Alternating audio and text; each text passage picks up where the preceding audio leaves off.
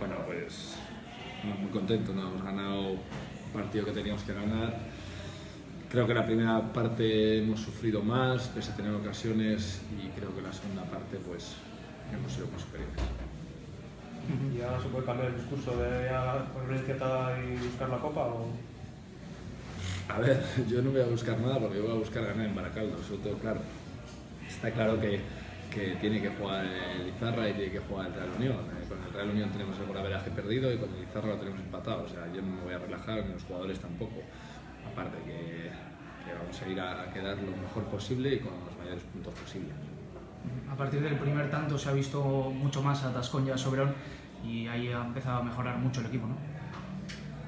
Sí, es un tema que hemos comentado en el descanso, ¿no? Al final Mario y Andoni son dos muy buenos jugadores para la categoría y quitando una jugada que han hecho en el minuto 40 pues no han aparecido mucho y no se han asociado mucho. Ha sido empezar la segunda parte, asociarse entre ellos, meter el 2-0 y luego bueno, han tenido los dos a meter más goles, pero bueno, no han metido, que tampoco es fácil.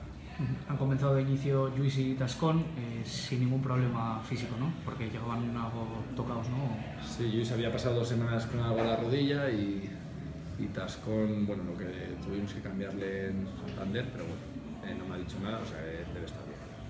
Como decíamos, ahora ya el objetivo de la permanencia parece prácticamente certificado, ¿no?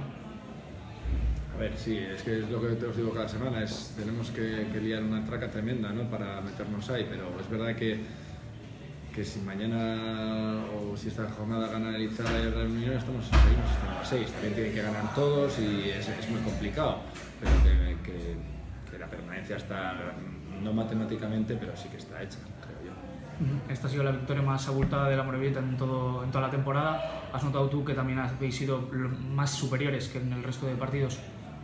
La verdad que la segunda parte, ya te digo que sí que nota esa superioridad, sobre todo en las ocasiones. Hemos tenido muchísimas ocasiones, hemos tenido 2 contra 2 atrás, no hemos sufrido quitando una falta muy lejana que algo raro ha pasado para que le pegue el palo. Yo creo que ellos tampoco han tenido ocasiones claras. Yo creo que en la segunda parte hemos jugado muy cómodos, hemos jugado